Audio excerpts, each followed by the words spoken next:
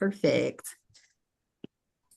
Hello, everyone, and good evening, esteemed fellow members of the Junior League of Houston. My name is Tiffany Ingram, and I am your group meetings coordinator for the 25-26 league year. And on the behalf of the entire Training and Education Committee team, I thank each of you for joining the group meeting this evening. Before we get started, we have a couple of housekeeping items. First, in order to receive credit for your attendance, you need to be present for the entirety of this group meeting. And Zoom keeps track of how many minutes you spend logged on to our call today. And that is the information that we use to give credit. So while we are here today primarily to learn, we also know that it's important that you get your hours in. So let's make sure that we stay for the duration of our call today. If your Zoom name is different from the name that JLH knows you by, please let me know. You can send me a DM or by email at groupmeetingscoordinator@jlh.org and make sure we can grant you that credit. Again, making sure that you're signed in with your first and last name will help us make sure that you get the credit assigned to you for attending this meeting. And then lastly, we make every effort to be timely, but give us about 2 weeks to record and reflect your attendance on the member homepage. And if by chance it does not show within that 2 weeks, feel free to reach out at groupmeetings@jlh.org. And then we just have a short reminder to make sure you keep your mic on mute while our speaker is giving the presentation. And then if you have any questions, you can submit them in the chat feature. And we will also carve out some time at the conclusion of our meeting today to make sure have time to ask our team some questions. And hopefully we can get to everybody, but we will carve out some time for Q&A, but feel free to send your questions in the chat. I am going to turn it over to our co-host for this evening, Tamara Wilkerson, who will introduce our speakers for this evening. Thank you. I'm the Community Partner Chair this year for Junior League, and we are very excited to welcome the Women's Hospital of Texas, who is one of our lovely community partners. They support us in many ways, including as the exclusive sponsor of Mother's Day Brunch and our Mother's Room, which is a dedicated space at the League for members and guests to nurse and pump. So thank you so much for the Women's Hospital. We are excited to welcome 2 certified nurse midwives with the Women's Hospital of Texas, Titi Otunla and Margaret Tolman. Titi Otunla is a certified nurse midwife and serves as the Midwifery Director of Women's Choice Midwifery, affiliated with the Women's Hospital of Texas. She has over 30 years of experience providing exceptional care to women during low-risk and high-risk pregnancies. Her midwifery career began in England, supporting women through hospital and home births. And for the past 2 decades, she has practiced in the United States in a birth center and hospital-based practice. TT is deeply committed to ensuring that every woman has access to compassionate, evidence-based, and patient-centered midwifery care. Her role as a hospital-based midwife allows her to blend holistic support with access to advanced medical expertise, ensuring safe and empowering childbirth experiences for all women.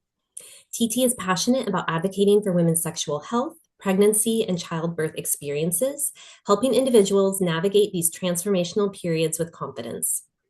TT also specializes in supporting couples who face postpartum intimacy challenges, fostering stronger connections and happier families as they transition into parenthood. Her professional focus includes improving maternity care and addressing health disparities that contribute to maternal mortality and poor birth outcomes.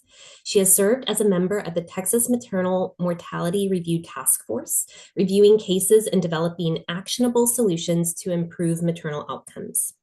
Additionally, TT has served on the advisory board for Texas Children's Health Plan and currently serves on the advisory board of PUSH Birth Partners. She is an active member of the American College of Nurse Midwives. Based in Houston, Texas, TT is a proud mother of 2 adult children and enjoys traveling with her husband and tending to her vegetable garden in her free time. And we also have Margaret Tolman, a certified nurse midwife with the Women's Choice Midwifery. She received her Bachelor of Nursing Science from the University of Texas Health Science Center and her Doctorate of Nursing Practice in Midwifery from Baylor University. Margaret is a passionate and knowledgeable midwife, skilled in caring for women of all ages, who is committed to providing individualized patient care through all stages of pregnancy and health. She enjoys working with women and their families to provide evidence based care through shared decision making and is focused on providing holistic care to women throughout their lifetime. She believes it is important to get to know women and encourage and empower them along their health journey. Healthcare can be an overwhelming and daunting place, and it is her goal to make it a little less scary for women of all ages. Margaret is a member of the American College of Nurse Midwives, which enables her to stay up to date on topics of women's health and translate and provide that care to her patients.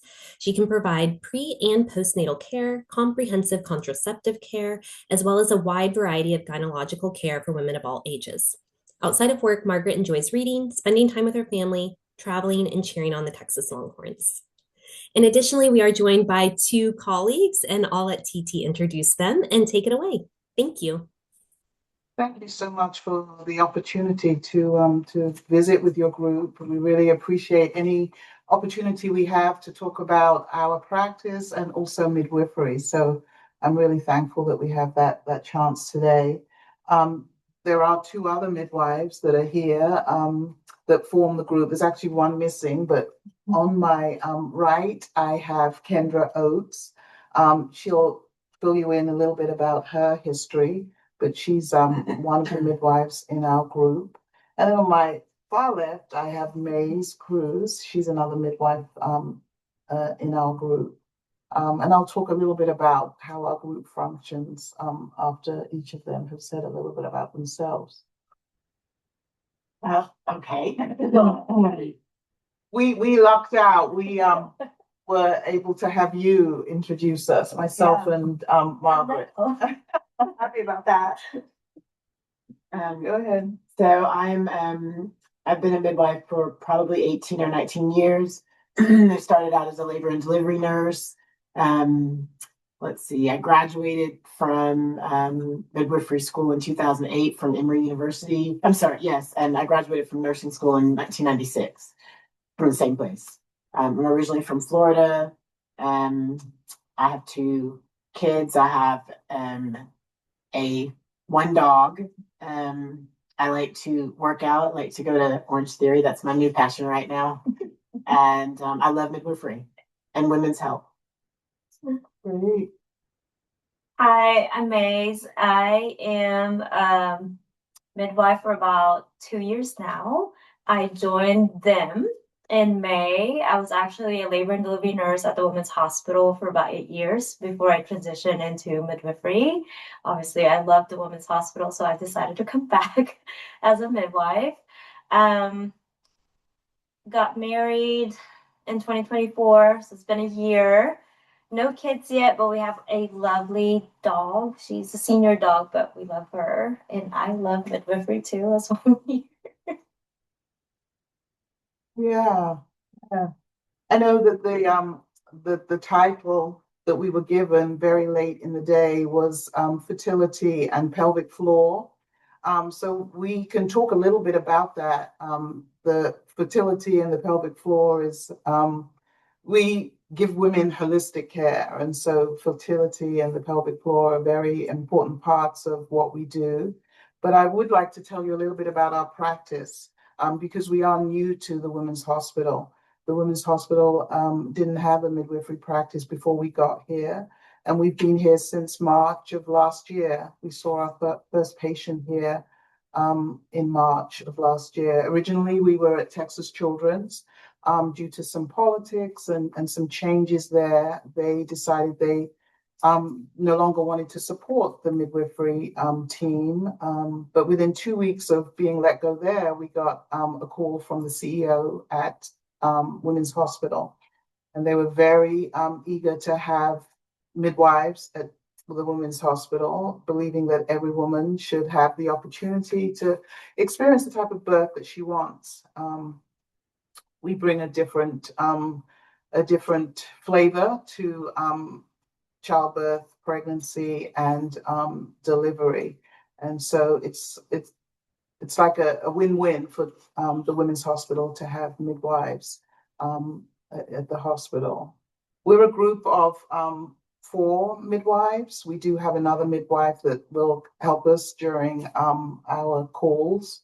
But we're a group, but it's a midwife-led practice, which means that midwives lead the care in low-risk pregnancies. So women who are low risk will come to us, self-refer to us, and will have their prenatal care, their delivery with our group. We do work very closely with physicians, but choosing to come to our group means that you're choosing to have a midwife for all of your prenatal care and for your delivery. I said low risk women, and primarily that's what we do, take care of low risk women.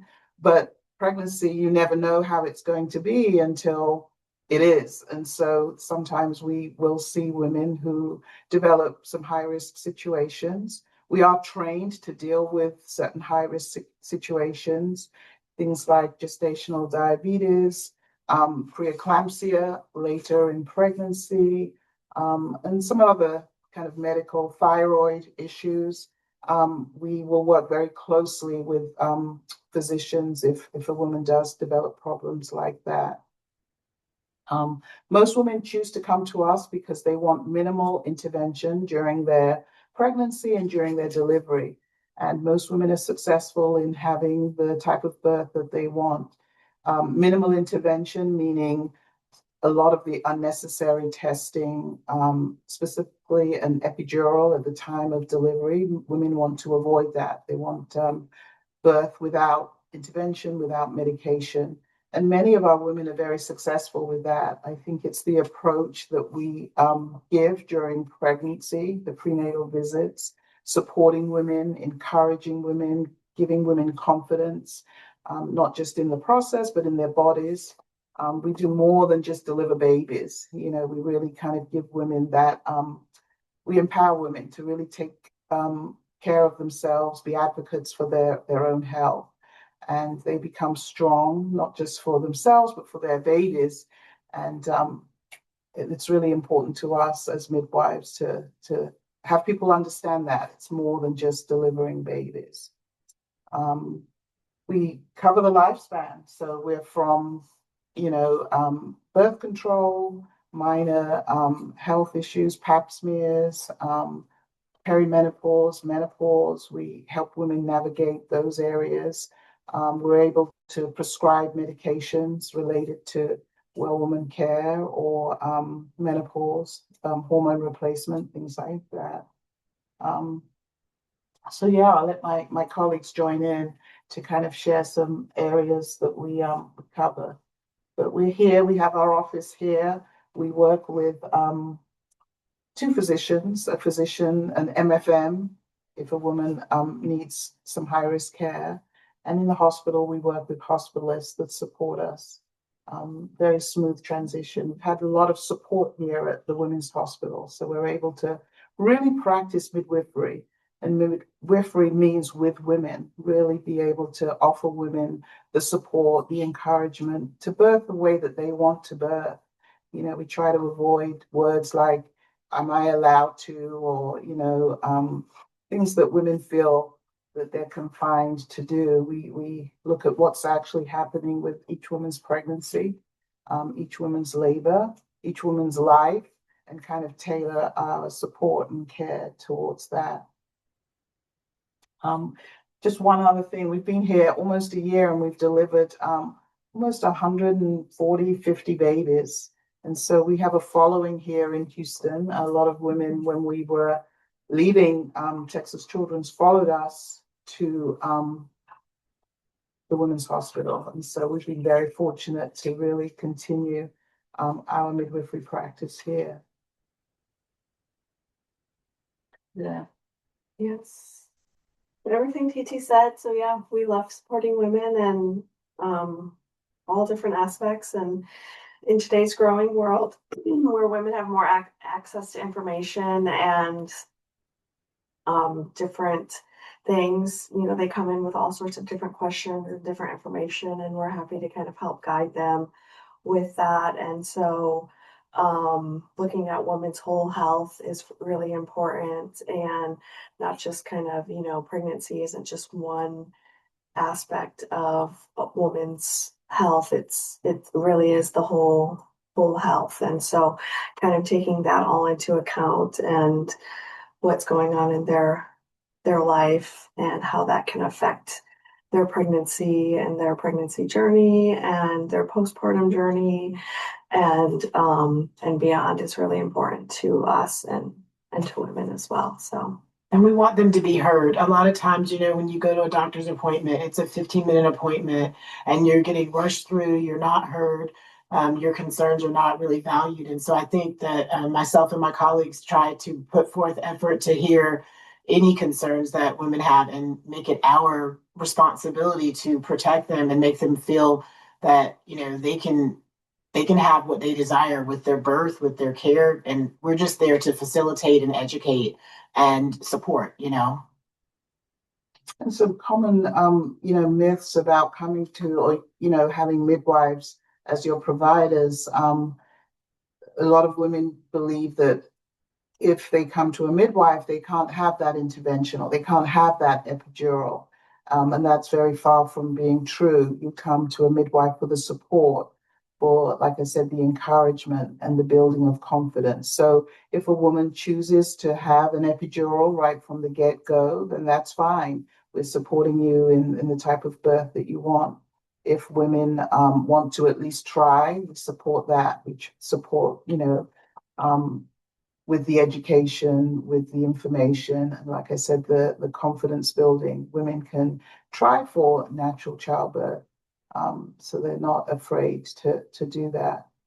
It's really important to give women information, especially now with so much out there about maternal mortality. Women come to birth feeling very scared and alone and fearful, and they have lots of information that sometimes isn't, the best information. And so we help women navigate that and become healthy. We talk a lot about diet and exercise and preparing themselves, not just physically, but spiritually and mentally for the birth and for motherhood, parenthood. It's amazing how nowadays, where women are very separate from, or oftentimes separate from their families, they live in a different state or, in a different country even. And so women are often alone and needing, that extra support. And we involve dads. Dads are very much involved.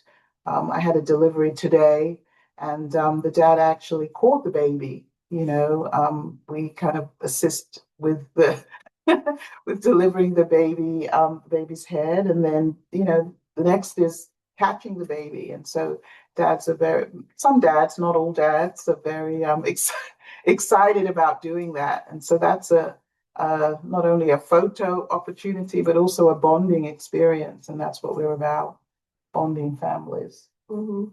Mm-hmm. Yeah. I mean, we're happy to answer any questions. I know usually when we start talking about midwifery, people have lots of questions about what we do and what we can and can't do. And so we're happy to answer those. Just to touch on actually the title, fertility and the pelvic floor, those are, two important areas that we help women navigate. Sometimes women are not wanting to go into the medicine part of fertility. They might have fertility issues. And so we help them explore natural ways of, understanding their menstrual cycle and supplements and things like that to help them in their fertility journey. And then with the pelvic floor, that's, central to pregnancy and delivery. And so we spend time talking about that. We do refer women to PT, physical therapists. We recommend that every woman have at least one visit with a physical therapist, because we believe that the pelvic floor is a very important part of not just having a baby, but, being able to recover after childbirth and later in life. And I'm very much interested in women being able to experience pleasure, not just before pregnancy, but after pregnancy. And so the pelvic floor factors into that a lot. Yeah, your emotional health and your pelvic floor are very tied together. And so if it's not functioning the way you are anticipating it to, or all of a sudden it's not working the way it was before, it can very much affect your emotional and your mental health. And so even if you've never been pregnant before, or you've been pregnant and you didn't experience any concerns immediately postpartum, it still can very much affect your mental health. And so sometimes, just having someone who you can come to, who you feel comfortable and trusting to talk to, like a midwife, is very, very, very helpful. And so just having that first step, either with, talking about your pelvic health, or if you have an infertility journey, or you're just starting to broach your fertility, being able to talk to somebody who you feel comfortable talking to is really important, because both are very sometimes taboo subjects for women, which luckily they're becoming more talked about. But for a really long time, both infertility and pelvic health were not something even obstetricians or women's health providers talked about with their patients. But luckily, there's such a plethora of information and plethora of resources out there, from, just at home things you can try to, seeing a specialist in both fields. So, coming to talk to someone as the first step, who can listen to you, take that few extra minutes to kind of get all the information about what it is that you're going through, or what it is that you're experiencing, can be really helpful. So Thank you. Yeah, thank you so much, Margaret. We do have a couple questions in the chat. The first question is, have a question about your practice. Does a pregnant woman need to choose between delivering with a midwife or delivering with her OB at the women's hospital? And then our second question also has a underlying question around how the midwives partner with gynecologists in leading care. So we are separate. We are a practice of midwives that is separate from a physician practice. We are midwife led. So it's the midwife team that will lead your care with you. But we do work with physicians if the need arises. So, for example, women will see us for all their prenatal care.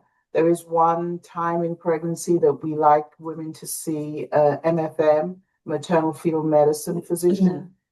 We send our women to him to do the anatomy ultrasound, make sure everything inside and outside the baby and the placenta are where they should be. And so that's a visit with the MFM. And thereafter, if there's no need for follow-up, you'll stay with the midwives and not see a physician. When it comes time to the hospital, we work with the hospitalists. Once you go into the hospital, we let the hospitalists know that you're there. We communicate with the hospitalists just in case we need them. But if we don't need them, you won't see them. Just like the other physicians in the hospital, if they have an emergency, the hospitalist assists them. We have an emergency, the hospitalist assists us. Many times people don't realize that part of our training is to deal with emergencies. So we deal with things like hemorrhage, like a baby that gets stuck or the baby's heart rate drops. We know how to deal with that initially while we're calling for assistance. Just like if you were having a physician, they would call for assistance if they, were met with problems. If a woman needs a cesarean section or forceps or vacuum, then we, would get the help of the hospitalist for that. One of the reasons why I know for myself, I choose to be a hospital midwife is that more women have the opportunity to have the type of care that I think women deserve. That is, considerate care, supportive care. And like I said, it's all about building the confidence of women. You've got it, you have it. You just need to know and have it help bringing that out. And we, do that in a hospital setting, trying to make it. It's not a birth center, it's not home, but we try and make it you know, um, as comforting, low lighting. Nobody's, talking too much. It's a very kind of safe space for women to deliver. And so, but yeah, it's with the midwives. We work with physicians if you have a complication, but for the most part, it's midwives from beginning to end. Okay. And so a follow-up question to that is if your practice takes insurance and how that may be covered in the same way as going to OB at Women's Hospital or another hospital in the area. Yeah, if your insurance is taken by the Women's Hospital, then we accept the insurance. We have our practice is very diverse in that we have women who have insurance, women who are self-pay, and women who use Medicaid. And so all of those options are available to you if you want to come to the practice. We take most insurance, not all Medicaid products, but we take many of them and any kind of private insurance. And like I said, we have some self-pay women too. Okay. We have a question about if the midwives utilize the Creighton model fertility care system in assistance with infertility. So we're not like specifically trained on that, but natural family planning is something that a lot of our patients do opt for, and so obviously certain certain parts of the Crichton method, like tracking your period, basal body temperature, cervical mucus, things like that. We are trained in teaching and encouraging women to use if natural family planning is the way that they want to go. But specifically the Crichton method is not something that we're certified in. We're certified, yeah. Okay. And then we do have a couple of questions around pelvic floor, because I know that was kind of the other part of this discussion. And someone's asking around, does posture and exercising, that's going to Orange Theory, even doing Pilates, affect the pelvic floor? And wanting to know if there's any certain birth positions that are most protective of the pelvic floor. Yeah, I mean, I think that people underestimate the importance of the pelvic floor and how it kind of helps you with your posture, with being having a strong core.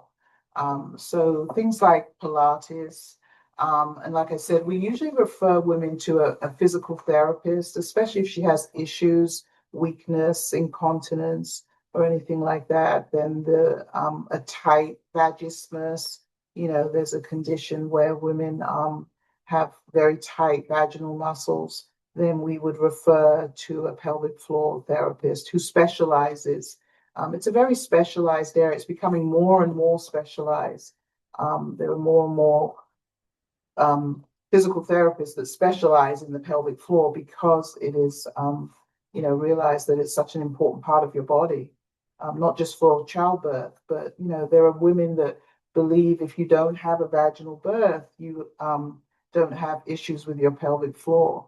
And that's not necessarily true. Just because you had a C-section, you still can have issues with your pelvic floor. You don't even have to have a baby to have issues with your pelvic floor. That's true too. Yeah. So, we'll help assess and refer if there are some concerns about the pelvic floor. Some women will come to us who have vagismus, who cannot have vaginal exams, and we'll work with them together with a physical therapist so that they reduce, the feeling of, and many of them are fearful of having a baby because they're not able to, have exams. And so we'll work with them and the physical therapist. And there are birth positions with the midwives, any which way that is comfortable. We really try and avoid the on your back, legs up in stirrup position because that can put a lot of tension on the pelvic floor. So we'll adopt side lying, hands and knees, teaching women how to squat properly. All of those things can help protect the pelvic floor. It used to be that Kegel exercises, do 100 Kegel exercises every day. And that now we know is not good information because it can actually, make those muscles a lot tighter. So we kind of, tell women to avoid doing too much of that. But yeah, things like Orange Theory, Pilates, anything that kind of strengthens your core is going to help your pelvic floor. Even learning how to breathe right helps your pelvic floor. So there's so many things that you don't even think about. Realize. Just even simple stretching. So Yeah. That's And very prior to, oh, sorry. No, go ahead. Because my follow-up question is personal for the C-section girls that have no core anymore and they're rebuilding.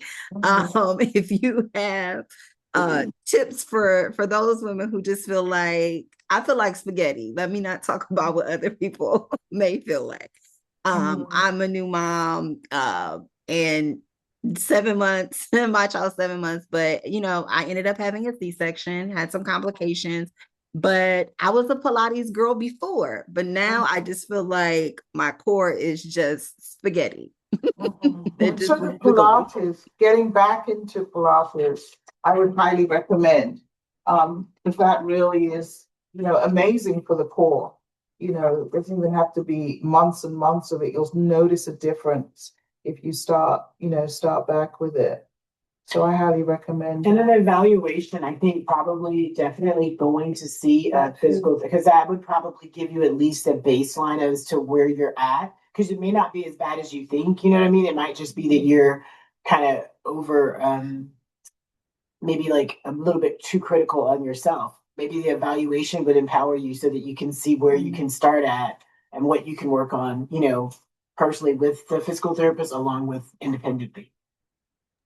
Thank you so much. We have another question about, is pelvic floor health only for women? Men have a pelvis. Do they not have a pelvic floor? How does that? Definitely do. They definitely do.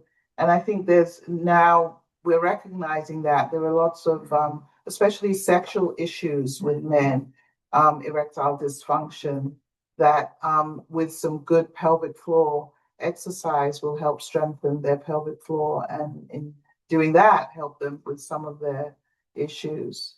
But absolutely, we all have a pelvic floor.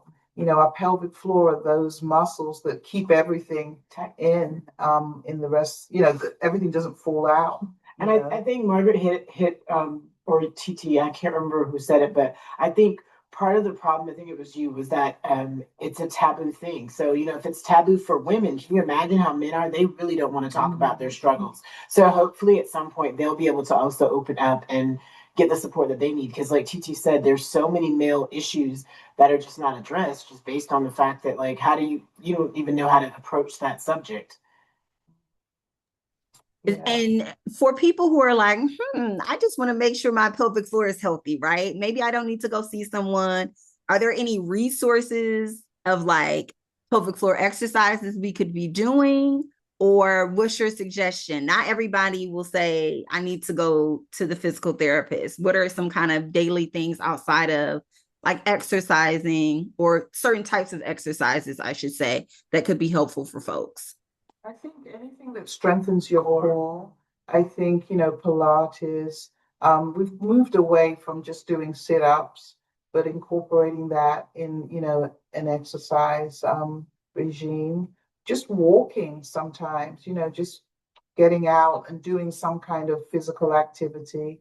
Walking, yoga is another one that can really strengthen, your pelvic floor if you don't want to go to a physical therapist. But just doing Kegel exercises is not really a good idea nowadays. We're finding that that causes more issues than not. And like diaphragmatic breathing is really good, just like laying on your back and doing the belly breathing, because that engages your core and your pelvic floor as well. So, yeah, any kind of exercise that encourages, breathing correctly too. Yeah. And a couple other questions around this is maybe how long pelvic floor therapy can take if you're um on average. Is this something, how long after childbirth should someone be going to go see a PT for pelvic floor health support?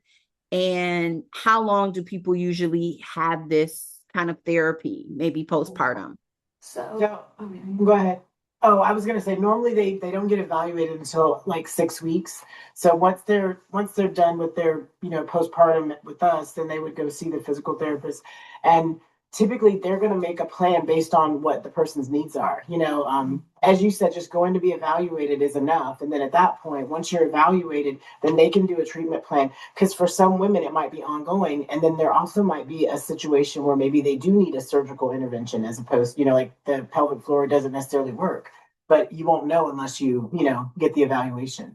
and they try to be flexible with people too, like They do telemeds. Yeah. working moms, and then have a baby or 3, 4, 5 children at home, and they know that you can't come in every week. So they try to do televisits or give you a plan to do at home and then check back in a month, things like that. So, because a lot of people, their hesitation to going is they're like, well, I can't come every single week. And so they know that when you make the appointments. I don't think you have to wait to have a baby before you Right. get your pelvic floor evaluated.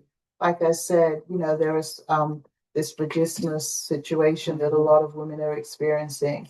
And, waiting to have a baby to address that can sometimes be, not too late, but it can add to the stress of, thinking about I've got to have a baby and I can't, have an exam without the discomfort and pain. So at any time someone feels that they have muscles that are too tight, or they have issues with intercourse. There are many women who have issues with intercourse, and there's a lot of things that can be done to help that, even before going to a physical therapy appointment. Right, incontinence, like there's so many women that have incontinence that don't discuss it. And they, like I said, they may not have even had a baby, but just thought that that's a normal occurrence, and it's not normal. And so, like, yeah, just being evaluated in general as a woman is important for us, because you don't, as Titi said, and as you said, with a C-section, you don't necessarily have to have a vaginal birth to have issues with your pelvic floor. So if women are, wondering whether or not they need a physical therapist, that might be something that they would come. We do well woman care. So we see women for their pap smears, or their anything outside of pregnancy that is related to the gynecological field. And that might be something that they ask in a well woman visit, do you think they'll give a history and maybe even an exam. Do you think I need to see a pelvic floor specialist? So that's something that, they might have questions about, and we can guide them as to what, we think is needed. We have another question. Someone shared that their friend has endometriosis, and while she is not trying to have a child right now, she's curious how having endometriosis will impact her birth experience. I don't know if your clinic also like supports women who may have that challenge as well, but would love to hear just any general thoughts around supporting women with endometriosis through the pregnancy journey.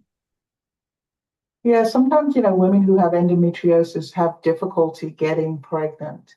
And so they're working with a gynecologist, either taking, birth control pills to, keep the hormones, or some women even need surgery. So we usually see women who, after they've seen a fertility specialist and gotten pregnant, and during pregnancy, there should be no issues. if you've gotten pregnant with endometriosis, actually helps your endometriosis to be pregnant because you don't have that kind of hormone fluctuation that can make the endometriosis worse. So that's why most women who have endometriosis are encouraged to use birth control pills to keep their hormones um, in check. But if you've had endometriosis and you get pregnant, it should be a pregnancy without issue. If you've gotten pregnant, we'll just take care of you as we would with any other pregnant lady. Endometriosis doesn't affect pregnancy as much. It's the getting pregnant that sometimes can be a problem. Mm-hmm. Someone else also asked about, I think, I don't know which one of you mentioned it earlier. I think it may have been Margaret around the connection between emotional health and your pelvic floor. One of our members just wanted kind of to expound upon that. What does that mean? What does that connection look like? So we know that because your pelvic floor affects just your sexual health and your obviously if it is affecting incontinence, things like that. And so just for example, I don't mind sharing, I had an issue with my pelvic floor health, and it was something that until I experienced, I didn't realize how much it affected your every single day, right? And so just see and then it causes anxiety, and it can cause, depending on how to the severity level, it can cause depression. And so then talking with other women who experience similar things, yeah, it really can affect your emotional health, and then that can compound your pelvic floor health as well, because we know that anxiety can then cause pelvic health issues as well.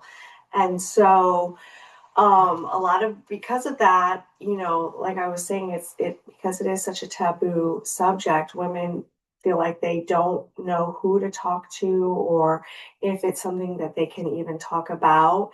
And so not being afraid to talk to somebody is really important. And so seeing pelvic floor health or talking to a women's healthcare provider is so important, because you don't want these things to just be compounding on top of each other and affecting your mental health and affecting your day-to-day health, when there are so many options out there to make things better for people.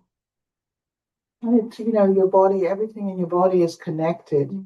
Everything is kind of connected. And so, if something is not functioning or you don't feel comfortable with a certain part of your body, that's going to show, in how you show up in the world, really. You're going to have anxieties, like Margaret mentioned. And, we see women, again, with vaginal muscles as a result of trauma, or it doesn't even have to be during pregnancy or delivery. It could be a past history of trauma, and so that can play into your health, your mental health.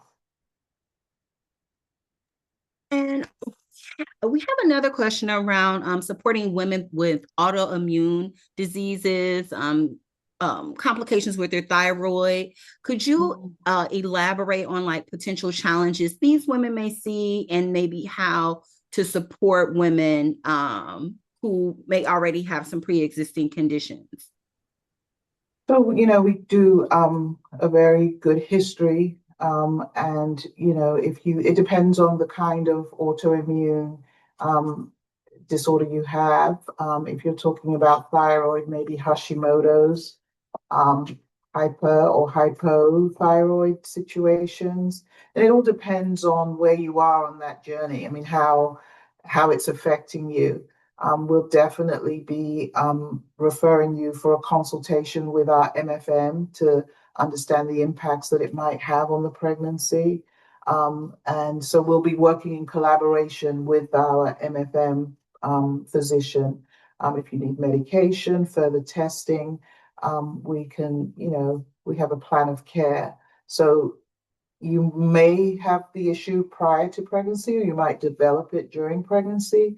And that's where our collaboration with our MFM comes in. Maybe more ultrasounds, maybe more blood work. But together with our MFM colleague, we work out how and what is necessary for the pregnancy and delivery. We're very fortunate here at the Women's Hospital. We have a lot of different specialists that we can kind of tap into if there's concerns, any kind of ologist, an endocrinologist, pulmonologist, cardiologist, all of those different specialties. We can work very closely with them if there's a concern during pregnancy. And depending on the concern, I mean, if it really is out of our scope, we might have to refer you to a physician, usually an MFM for care. And I think I have another question about doula versus midwife. Like if you go to the midwife practice, someone selects, being a part of y'all team, do they also need to have a doula? Is that necessary? What's the benefits, pros and cons of maybe having both professionals working with them through their pregnancy? You can never have too many people supporting you when it comes to having a baby. It takes a village to have a baby. But midwives and doulas are similar. It's just that midwives deliver babies and doulas don't. They support women through the process. So it's more kind of conversation, support during the process, teaching. But the midwife, we will do that plus deliver the baby. We encourage our women to have doulas because we encourage women to stay home for as long as possible. And, they might not have the support at home to do that. And so having a doula will often help them come into the hospital a little more advanced in labor. And so doulas are definitely worth their weight in gold. If you don't have a midwife, you absolutely need a doula if you're going into the hospital. Because when you're in that labor process, it's very hard to advocate for yourself, and people that are with you might not be able to either. And so if you don't have a midwife, you definitely need a doula. If you have a midwife, it's definitely beneficial to also have a doula. Takes a lot of people to have a baby, and they do a lot of support, not just before, during, and after. After, with breastfeeding and things like that, where if you don't have support at home for breastfeeding and you wish to breastfeed, then the doulas are good at doing that when you go home.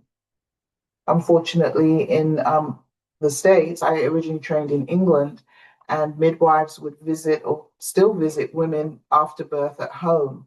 And so women have that support at home from, somebody that can help them with breastfeeding. But here in the States, you don't have that. So a doula is definitely somebody that can help you with breastfeeding and just being an extra support person. But they are very different training. The midwives, we're master prepared midwives. Margaret has her DNP. So we're more academic. We have a lot of clinical work that needs to be done and academic work. We're evidence-based midwives. So we're even a little more, we're even different from midwives, lay midwives or certified midwives. We are certified nurse midwives. So we have a graduate degree in midwifery or nursing and have lots of experience on top of that. Whereas doulas, it's more of an apprenticeship. It's more, they've gone into it because they've enjoyed their birth experience and want to share it, or they had a bad birth experience and want to make it better for somebody else. They don't have necessarily our training. Thank you so much. Ladies, if we have any additional questions, feel free to place them in the chat, or if you want to mic up at this opportunity, you're able to do that as well, as we're going to wrap up our call shortly out. I have a question. There's a lot of information about fertility and ways to increase fertility. What, from your perspective, do y'all feel like is the biggest myth out there? And what would be your number one piece of advice for women wanting to conceive or improve their fertility? I would say the big, like, number one piece of advice is to be like whole health. So like eating healthy, staying healthy, definitely reducing alcohol intake, no smoking, things like that. And so Optimal weight. yeah, optimal weight. So a lot of times people are like tracking their period, things like that.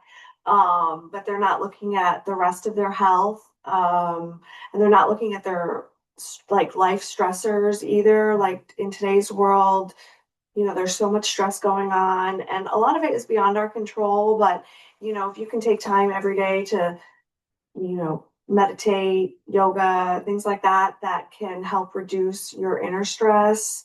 That is going to be really beneficial because hormones in your body are all connected. Um, and so we know that, like, if your stress levels are really high, work stress, life stress, things like that, even if your period is regular, that can still affect your hormones, and that may be affecting your fertility. So that is probably the number one piece of advice I would be giving to people. And then the number one kind of like thing is, if you are just starting your fertility journal or fertility journey, don't be looking at everybody else like thinking like, oh, they got pregnant right away. Most people, it's not that easy for everyone. A lot of people struggle to get pregnant, usually takes a few months. So don't think like if it doesn't happen in the first few months that there's something wrong with you. Definitely usually takes a few tries. So, and then, if after 6 to 9 months, nothing's happening, then go see your provider, and it should be you and your partner discussing it. It shouldn't just be left up just to the woman to get checked out. I definitely think it's important to take that journey together. I think another myth is having a baby, being too old to have a baby. I would say now the average age of the women that we see is probably about 38, actually. We have a lot of women who are in their 40s having, second, third, or even first babies. I think, just before the end of last year, or at the end of last year, we had a 46-year-old woman having a baby, 44, 42, so you still can have a baby if you're over 35. I think there's that, geriatric mom or that, advanced maternal age. But no, if you are healthy, if you don't have high blood pressure, you're of a great weight, you have regular cycles, you can get pregnant and have a baby. And so there's a myth out there that you're 35, you're too old to have a baby. No, nowadays women are healthy and can have babies way past that. I mean, there are some risks with it, but there's a lot of testing that we can do. Yeah. Did that answer your question? Sorry. That was perfect. Thank you so much. You're welcome.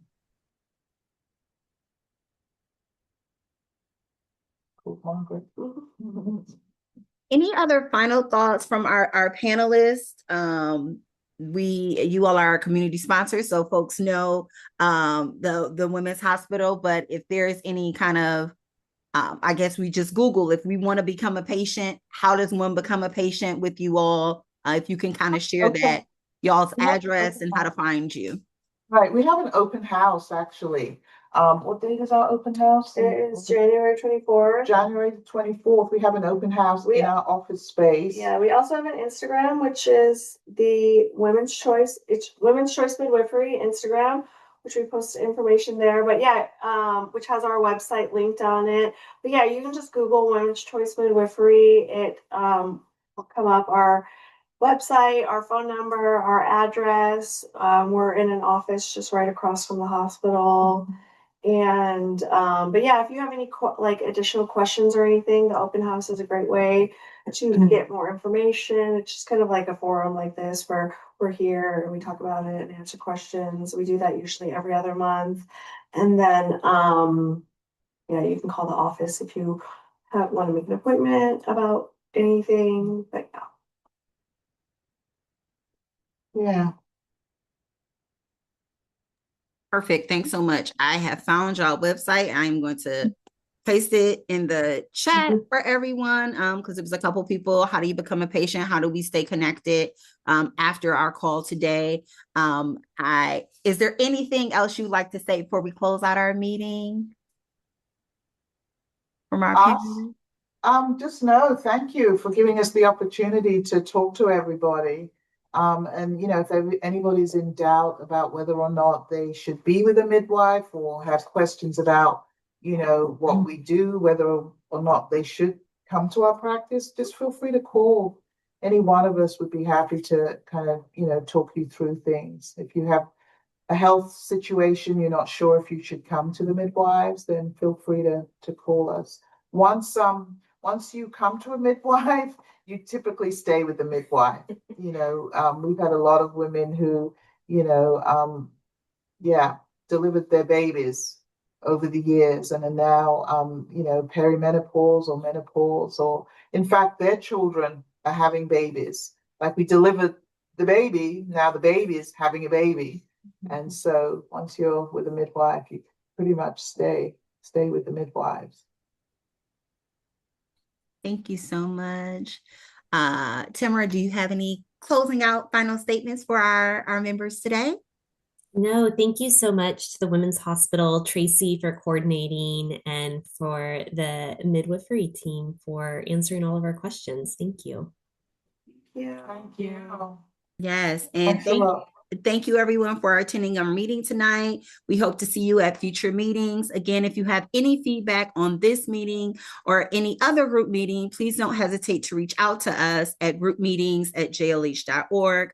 Thank you so much to our esteemed panelists at the Women's Hospital midwifery team. And thank you so much for all our members joining us this evening. And thank you so much for sharing your evening with us and sharing your knowledge with us panelists. So if you have any questions of how to get in touch with them, we did put their website in the chat. And thank you so much for joining and have a great evening. Thank you. Bye. Bye-bye.